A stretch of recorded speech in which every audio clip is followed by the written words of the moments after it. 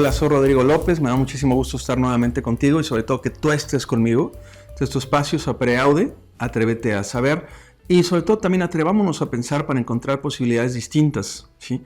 El libro que te voy a compartir en esta ocasión, te voy a confesar algo, de entrada me lo pensaba, porque aunque es uno de mis libros favoritos también, sé que es un libro que se ha estudiado mucho, se ha leído mucho. Y yo siempre le digo en este caso, tanto a los participantes que están conmigo en las capacitaciones como así que a mis estudiantes también, que me parece que es uno de esos libros imprescindibles para una persona, ¿no? ¿Cuál es el libro? Seguramente lo ubicas, El hombre en busca de sentido, de Viktor Frankl. Este psiquiatra austriaco que, nace en 1905 y le toca vivir lo que fue prácticamente los horrores de la Segunda Guerra Mundial.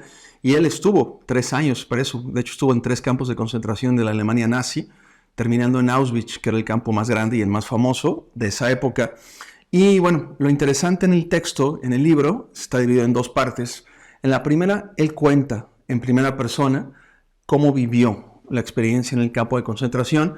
En el segundo, sí, que en este momento no nos vamos a enfocar, trata básicamente cuando él termina la Segunda Guerra Mundial, cuando él sale del campo y descubre que eventualmente, pues así que todas y todos en su familia habían fallecido, empezando por su esposa. ¿Sí? Cómo él encuentra un sentido a lo que hace y le da un propósito a su existencia. Y él desarrolla la logoterapia, que es considerada la tercera gran escuela de la psicología en ese momento, ¿no? Entonces, ¿cuál es la premisa? Tú ya lo sabes, algunas ideas y reflexiones. Y yo comenzaría con esto, y de hecho te lanzaría esta pregunta, ¿sí? Para comenzar con esta reflexión. Pero ¿cuál es el sentido o el propósito que tú le das en este momento a tu existencia? Yo creo que es importante porque eventualmente, seguramente ubicas a estos personajes que luego salen en películas o en series de televisión o incluso en caricaturas, que son los zombies, ¿sí? Esos seres que van por ahí deambulando y que como que no tienen un propósito en sí mismos, sino que solamente van agrediendo o van buscando atacar a otras personas. ¿Hasta qué punto habrá gente que se comporte de esa forma? Tú piénsalo, porque puede ser interesante. Si no le damos un sentido a lo que estamos haciendo, y creo que eso parte incluso, como lo dice el autor, desde el mismo sufrimiento, porque el autor habla de eso, y él sabe de lo que habla. ¿Sí? Entonces, ¿qué significa el sufrimiento? En ocasiones yo escucho ciertos autores o algunas teorías o corrientes que dicen que el dolor es inevitable, pero el sufrimiento es opcional. Es interesante, tú puedes o no estar de acuerdo, pero yo personalmente coincido con el autor de que la persona necesitamos aprender a transitar por el sufrimiento. Es decir, el sufrimiento es parte de la vida. En algún momento nos vamos a enfrentar a él y tal vez ya te ha tocado, no sé, posiblemente el fallecimiento de alguien cercano, tal vez alguna enfermedad en tu persona o en alguien cercano también, no sé, alguna discapacidad podría ser, la pérdida del empleo, no sé, tantos factores que pueden ocurrir en la cotidianidad nuestra, pero sí es interesante, y es la premisa del autor, la forma como enfrentamos para afrontar este sufrimiento. Entonces solamente reflexiona esto de inicio, te comparto las primeras citas textuales del autor, y él lo dice de esta forma, ¿no? Ante una situación anormal, la reacción anormal constituye una conducta normal. Otra vez, ante una situación anormal, la reacción anormal nuestra constituye una conducta normal. Es decir, ¿de qué forma respondemos justamente a estos estímulos del entorno, estos acontecimientos o estas dificultades? Y sobre todo, me parece que es el enfoque que le damos.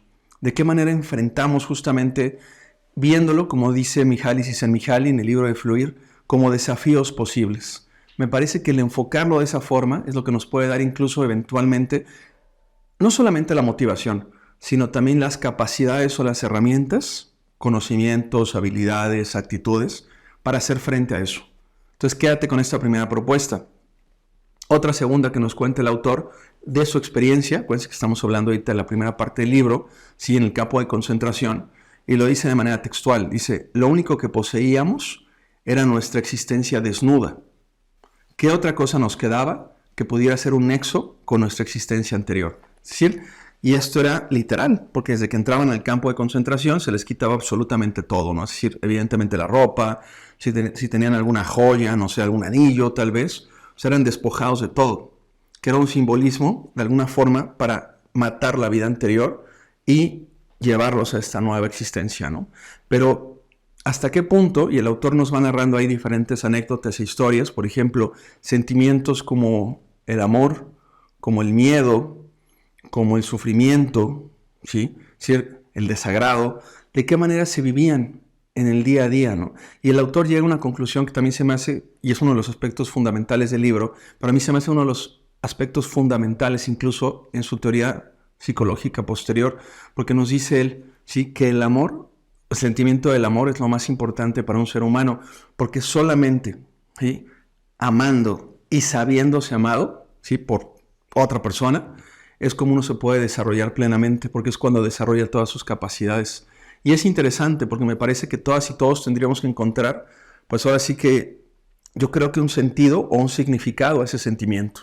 Digo, no sé en este momento quién te rodea, tú a quién quieres o quién te quiere, pero creo que en ocasiones sí es muy válido y es muy necesario detenernos para pensar en esos dos temas. Es decir, tú a quién quieres y quién te quiere.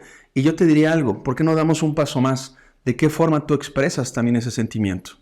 Es decir, más allá de tu temperamento tímido, colérico, tranquilo, agresivo, etcétera, como sea. ¿Sí? ¿Tú de qué forma expresas ese sentimiento? Y me parece que eso es lo importante, porque al final del día no es un tema teórico, sino es un tema de todos los días. Y me parece que en la sociedad actual, si algo hace falta, y nos hace falta en general, es esa capacidad de expresar y sobre todo de conectar. Posiblemente le podemos llamar empatía o compasión tal vez, pero habría que conectar más con las otras personas. Es decir, escuchando más, observando más y sobre todo tal vez, como decía Platón, hace ya algunos cientos de años, eligiendo, escuchen bien, eligiendo ser más amables con la gente que nos rodea. Otro aspecto que menciona el autor y que me gusta mucho junto con el sentimiento del amor es la cuestión del humor. Es decir, este sentido del humor que yo lo relaciono también mucho con el estado de ánimo. Digo, seguramente lo has escuchado. Digo, cuando hablamos de inteligencia emocional, si ya viste la película de Intensamente con Pixar, hay 5 personajes que son las 5 emociones: miedo, tristeza, alegría, enojo y desagrado. Pero bueno, el estado de ánimo es algo todavía, me parece, mucho más profundo, porque es la forma como estamos transitando por las emociones. Es decir, cómo vivimos cada emoción, ¿no? Y en este caso, me parece que el sentido del humor, que al final del día se traduce, como lo dice el autor, en una herramienta para hacer frente a diferentes escenarios. Es decir, el sentido del humor no solamente puede ser cuando estás contenta o contento o cuando las situaciones te son favorables, porque ahí creo que es mucho más fácil, ¿no? Incluso estar tal vez más alegre. Pero el sentido del humor es una herramienta porque nos sirve, como dice el autor, y lo leo y lo cito textual, dice, el humor es otra de las armas con las que el alma lucha por su supervivencia. Entonces, ¿en dónde podemos encontrar, sí, tal vez alguna situación favorable, alguna cuestión que posiblemente sea ligeramente agradable, algún sentimiento que observemos en alguien, alguna emoción? O sea, yo siempre he pensado, por poner un ejemplo muy sencillo, que si salgo a la calle, tú lo puedes hacer también, y saludas a la gente, o sea, sean conocidas o no, o sea, puede ser en la calle, puede ser en la empresa, puede ser en tu escuela, y le dices buenos días con una sonrisa, digo, puedes estar generando un cambio. Y puede ser algo muy simple, algo muy, muy pequeño. Tampoco le vas a dar un giro de 180 grados tal vez a la vida de otra persona con eso. Pero tú no sabes, ¿sí?, el impacto que puedes estar generando. Entonces, ahí va mucho el tema del sentido del humor. Y bueno, en el libro Víctor Frank nos cuenta por ahí algunas anécdotas también de cómo él llegaba a vivir ese sentimiento o ese sentido de humor para tratar de darle ahora sí que una experiencia diferente, no solamente a él, sino a la gente con la que convivía. Siguiente cita con la que me quedo también, que se me hace una de las más importantes, dice, el tamaño del sufrimiento humano, acuérdate que hablábamos de esto al comienzo, el tamaño del sufrimiento humano es absolutamente relativo y atribuible a la persona que lo siente. Me parece que por eso es que tenemos también que tener mucho más respeto por las personas, porque no sabemos cómo están viviendo una situación que tal vez para ti no fuera tan complicada. O sea, tal vez algo que para ti fuera relativamente sencillo, por tu experiencia, por tu edad, por tu trayectoria, probablemente, si para otra persona sea algo mucho, muy relevante. Entonces creo que, como decía Platón, tendríamos que ser amables, pero también tendríamos que respetar eso. O sea, tendríamos que ayudarle a la persona eventualmente, si fuera factible, a darle un significado a lo que está transitando. Siguiente idea textual, dice, siempre es fundamental encontrar un sentido a la existencia. Acuérdate que hablábamos del propósito. Hay autores que lo han trabajado. Digo, en un capítulo más adelante hablaremos del libro El Elemento con Ken Robinson.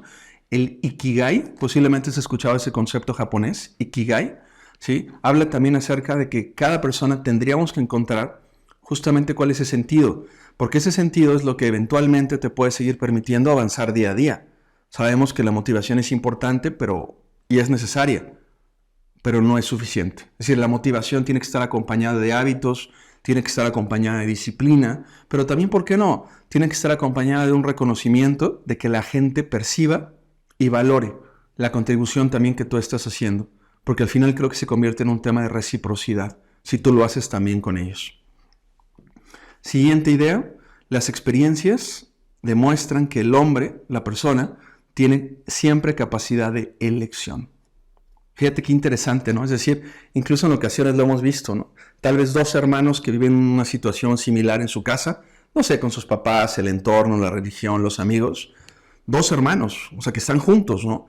Pueden interpretar diferente lo sucedido y en base a esa interpretación pueden incluso decidir, porque es una elección, vivir su vida de manera diferente. Entonces tú piénsalo. O sea, al final del día los factores externos influyen. Creo que es una de las grandes enseñanzas de Víctor Frank. Sin embargo, no determinan a la persona. Porque esa capacidad de elección siempre, siempre la vamos a tener nosotros. Al final del día, más allá de la adversidad o los desafíos o los retos que tengamos, me parece que siempre tendríamos que encontrar ese sentido de propósito y sobre todo de trascendencia para continuar avanzando. Penúltima idea, dice, el hombre tiene la peculiaridad de que no puede vivir si no mira al futuro. Fíjate, y esto es curioso, ¿no? Porque en ocasiones, yo lo he dicho también en mis capacitaciones, cuando trabajamos, por ejemplo, con grupos o en empresas, que hay gente que vive pensando en el pasado y es la nostálgica, y hay gente que vive pensando en el futuro y es la ansiosa. Lo único seguro es el hoy. Pero esta cita me ha hecho reflexionar, es decir, ok, tenemos el hoy, tengo claro, o quiero pensar que tengo claro lo que quiero, y lo estoy construyendo en este momento. Sin embargo, lo que significa esta cita de Frank es que necesitamos también, al ser seres proyectivos, tener siempre una meta por la cual luchar y eventualmente poder alcanzar. Entonces tú piénsalo. ¿Qué es lo que, por ejemplo, te hace levantarte todos los días por la mañana? ¿Cuál es tu motivación o tu aspiración, si lo quieres llamar de esa forma, ¿no? Y yo te diría esto, ya casi por el cierre, pero ¿qué te ilusiona en este momento? Porque me parece que eso que te ilusiona es lo que te va a ayudar, o es una de las formas que te pueden ayudar precisamente para que puedas seguir avanzando. ¿Qué te ilusiona? Respóndelo de esa forma. Y termino con esta cita, digo ya para cerrar este capítulo, que como te mencionaba, de entrada me costó trabajo porque es un libro que sé que es muy, muy leído, muy mencionado, pero también estoy convencido de que hace falta volver a leerlo.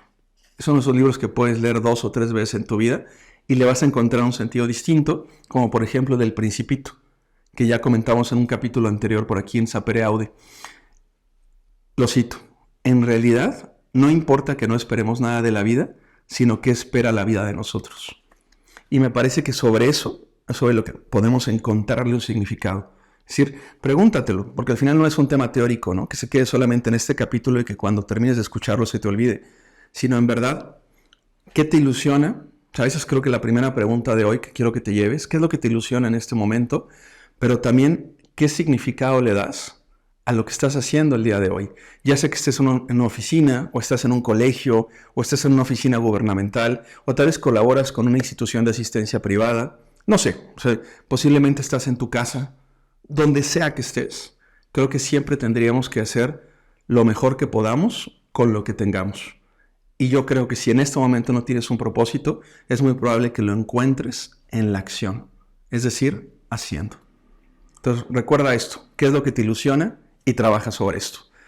Como sabes, este es tu espacio, Sapere Aude, soy Rodrigo López y bueno, para mí en verdad es un privilegio el que tú nos acompañes. Hasta la próxima.